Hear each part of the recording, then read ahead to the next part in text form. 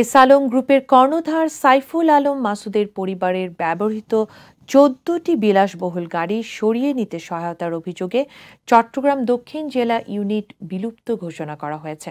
বিএনপির সিনিয়র যুগ্ম মহাসচিব অ্যাডভোকেট রুহুল কবির রিজভীর সই করা এক প্রেস বিজ্ঞপ্তিতে বলা হয়, দলের গৃহীত সিদ্ধান্ত অনুযায়ী চট্টগ্রাম দক্ষিণ জেলা বিএনপির আহ্বায়ক কমিটি বিলুপ্ত করা হয়েছে।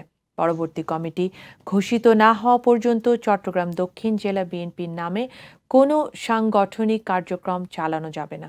প্রেস বিজ্ঞপ্তির সত্যতা নিশ্চিত করেছেন বিএনপির চট্টগ্রাম বিভাগের দায়িত্বপ্রাপ্ত কেন্দ্রীয় কমিটির সাংগঠনিক সম্পাদক মাহবুবের রহমান শামীম। এর আগে শনিবার একই অভিযোগে দক্ষিণ জেলা বিএনপির আহ্বায়ক আবু সুফিয়ান, যুগ্ম আহ্বায়ক এনামুল হক এনাম এবং কর্ণফুলী থানা বিএনপির আহ্বায়ক এস এম মামুন মিয়াকে ২৪ ঘন্টার মধ্যে কারণ দর্শাতে বলা হয়েছিল। নগরের একটি ওয়্যারহাউস থেকে দক্ষিণ জেলা বিএনপির একাধিক শীর্ষ নেতার উপস্থিতিতে এস আলম গ্রুপের বিভিন্ন মডেলের দামি গাড়ি সরিয়ে নেওয়া হয়। ঘটনাটি বৃহস্পতিবার দিবাগত রাতের। ওই সময় চালকদের একটি টিম কালুরঘাট শিল্প এলাকার মীর গ্রুপের মালিকানাধীন ওয়্যারহাউসে আসেন।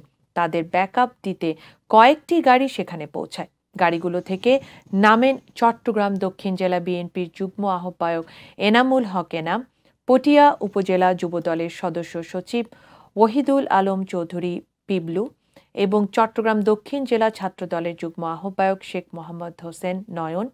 আরেকটি গাড়ি করে নামেন চট্টগ্রাম দক্ষিণ জেলা বিএনপির আহ্বায়ক আবু সুফিয়ানের ড্রাইভার মনসুর। সেই গাড়ির ভেতরে আবু সুফিয়ান বসেছিলেন বলে ধারণা প্রত্যক্ষদর্শীদের। এস আলম গ্রুপের গাড়ি নিরাপদে বের হয়ে যাওয়ার পর বিএনপি নেতারা ঘটনাস্থল থেকে সরে যান। বর্তমানে বিভিন্ন ব্যাংক থেকে ঋণের নামে এস আলম গ্রুপের টাকা লুটপাট নিয়ে সমালোচনা চলছে।